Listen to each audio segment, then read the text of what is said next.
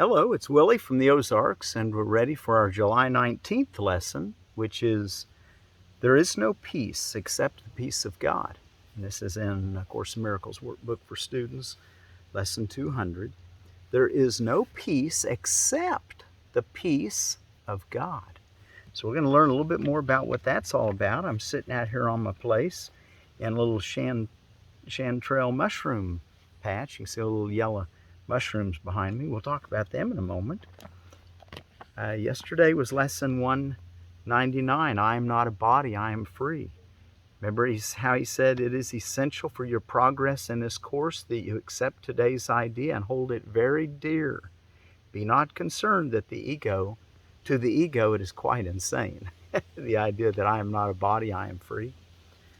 Okay, so just a few more reminders that we can take that with us. He says that he wants us to cherish today's idea and practice it today and every day. Make it a part of every practice period you take. There is no thought that will not gain thereby. All right, so we want to be sure we take this lesson with us and apply it to all of our life. I am not a body, I am free. In A Course of Love, there's a really nice exercise given that I thought I'd share with you just briefly. I wasn't going to necessarily do it, but it's where that Jesus suggests in A Course of Love that you just observe your body from behind yourself or in front of yourself or beside yourself. Kind of watch yourself. Kind of see yourself as watching yourself. And that's kind of a way to help you have a little fun at learning that you're not a body and that you're free. For you are as God created you. That first paragraph yesterday, freedom must be impossible as long as you perceive a body as yourself. The body is a limit. So freedom must be impossible as long as you perceive a body as yourself. The body is a limit.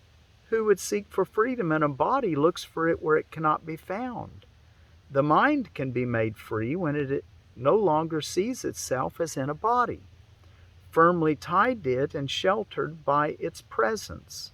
If this were the truth, the mind were vulnerable indeed. So what we want to really take with us from yesterday is that, I'm not a body, I am free. We're not, the body is a manifestation of a belief that you can be separate from each other and from God. Some might even say it's a concrete form of fear. The main thing to recognize at this point is that it's not you. You survive what's called death even. If the physical body were to die, that doesn't mean you're dead. Anyway, if you can get to the place where you see it as an illusion, a dream of separation. Remember how illusion makes illusion? Well, if you make the illusion that you're separate from God, and then you make another illusion that you're vulnerable, which would expect go hand in hand, those two ideas. But once you've come to the belief that you're a separate, vulnerable entity, now, no matter what you think, you're going to be protective and try to protect yourself from your weakness. But we want to understand that we're the sons and daughters of God, and we're one with God. And he says, starts that last paragraph, I want to read it, yesterday. You are God's son. In immortality you live forever. Would you not return your mind to this? Then practice well the thought the Holy Spirit gives you for today. I am not a body, I am free. Your brothers stand released with you in it. The world is blessed along with you. God's Son will weep no more, and heaven offers thanks for the increase of joy your practice brings even to it. And God himself extends his love and happiness each time you say, I am not a body, I am free. I hear the voice that God has given me, and it is only this my mind obeys. So I hope you can stay tuned in with this whole idea that you are not a body and you are free. I mentioned yesterday it was my wife Diane who made her crossing back in 1992's birthday, but I didn't tell you her name, so now I just did. Her name was Diane. All right. Like I said, I'm sitting here on my place. This is the time, the late summer, when the chanterelles are in bloom. There's one right there. I say they're in bloom. I guess they call it a bloom. It looks like a bloom, doesn't it? Anyway, mushrooms, I break that little part off the bottom that has the dirt on it when I'm picking them, or you just cut them off with a knife. It's even better. Leave that little root part with the dirt on it in the ground. You can see a whole bunch of them right there. They'll be in a little pocket. They live in hardwood forests. And look what I found. They're very tasty. There's a false chanterelle too, but they just don't taste as good, and they're not poisonous though.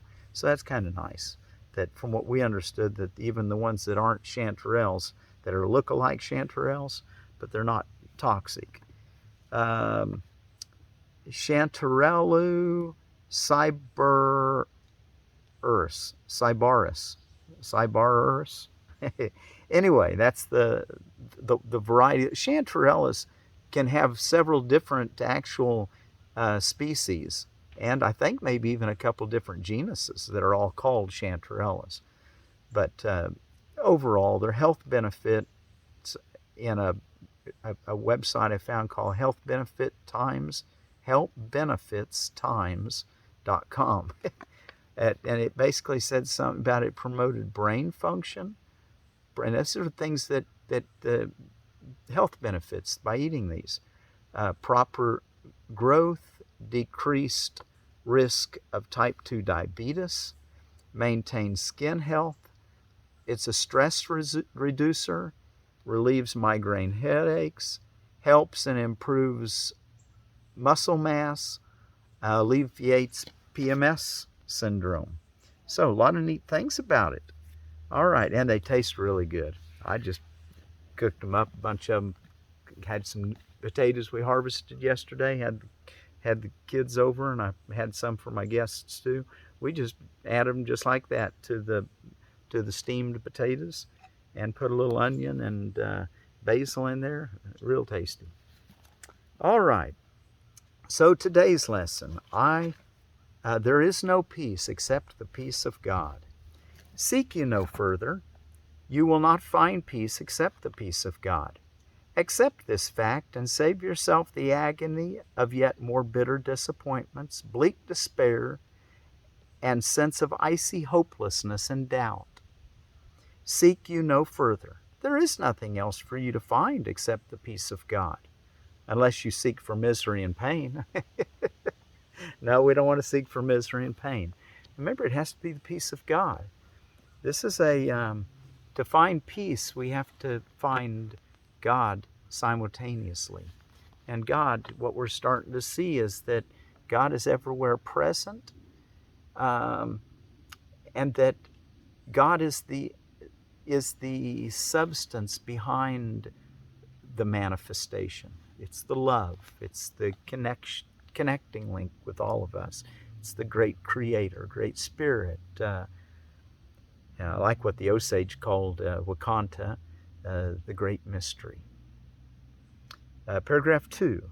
This is the final point to which each one must come at last, to lay aside all hope of finding happiness where there is none, of being saved by what can only hurt, of making peace of chaos, joy of pain, and heaven out of hell. Attempt no more to win through losing, nor die to live. You cannot but be asking for defeat. 3. Yet you can ask as easily for love, for happiness, and for eternal life and peace that has no ending. Ask for this, and you can only win. To ask for what you have already must succeed. To ask that what is false be true can only fail.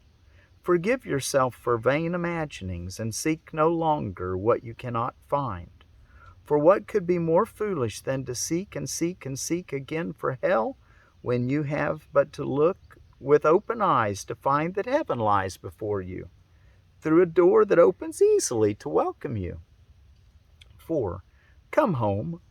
You have not found your happiness in foreign places and in alien forms which have no meaning to you, though you sought to make them meaningful. This world is not where you belong.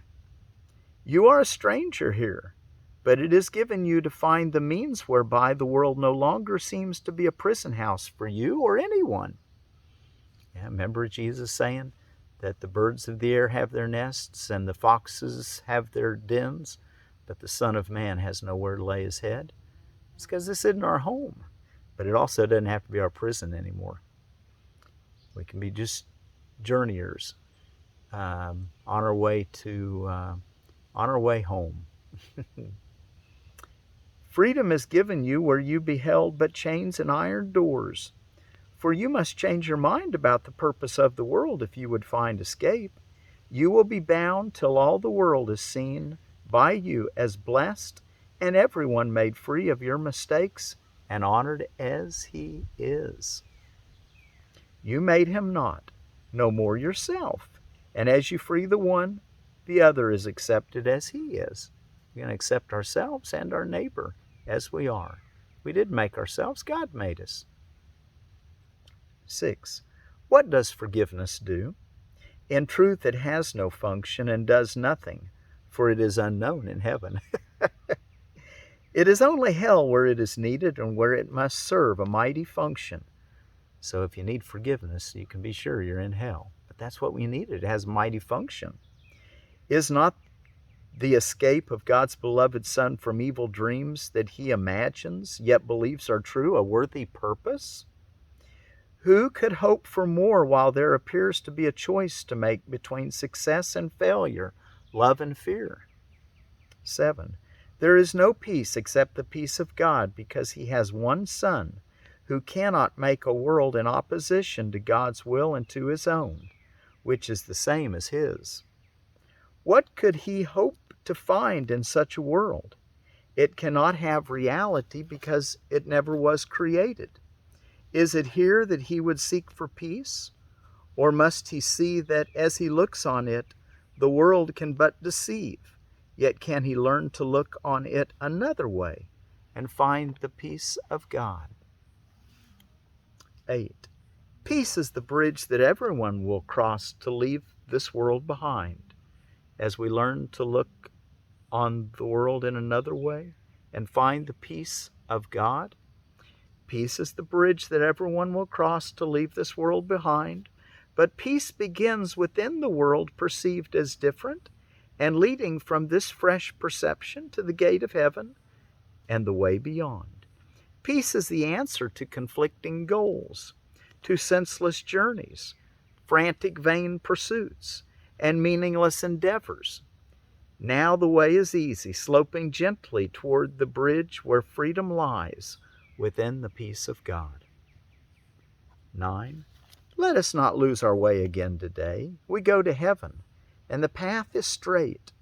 Remember that from Jesus' story on the Sermon on the Mount, where he said that the path is straight that leads to life, and crooked is the way, and meandering the one that leads to destruction. Well, we want to learn to take the straight path, follow our heart straight to God. Let us not lose our way again today. We go to heaven, and the path is straight. Only if we attempt to wander can there be delay and needless wasted time on thorny byways. God alone is sure, and he will guide our footsteps. He will not desert his Son in need, and nor let him stay forever from his home. Oh, stray forever.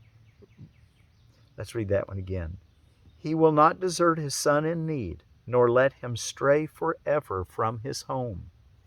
The Father calls, the Son will hear, and that is all there is to what appears to be a world apart from God where bodies have reality. Now is there silence. Seek no further. You have come to where the road is carpeted with leaves of false desires, fallen from the trees of hopelessness you sought before. Now are they underfoot, and you look up and on toward heaven, with the body's eyes but serving for an instant longer now. Peace is already recognized at last, and you can feel its soft embrace surround your heart and mind with comfort and with love. And the last paragraph. Today we seek no idols. Peace cannot be found in them. The peace of God is ours, and only this will we accept and want. The peace of God is ours, and only this will we accept and want.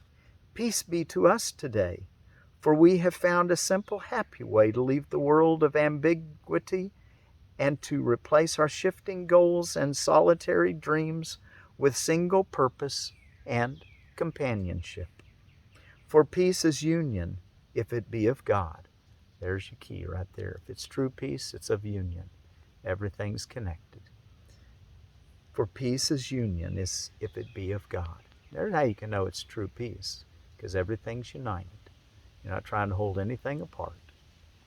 We are close to home and draw still nearer every time we say, there is no peace except the peace of God, and I am glad and thankful it is so. There is no peace except the peace of oneness, the peace of love, the peace of God's creation, and which is you are part of it. There is no peace except the peace of God, and I am glad and thankful it is so. There is no peace except the peace of God, and I am glad and thankful it is so.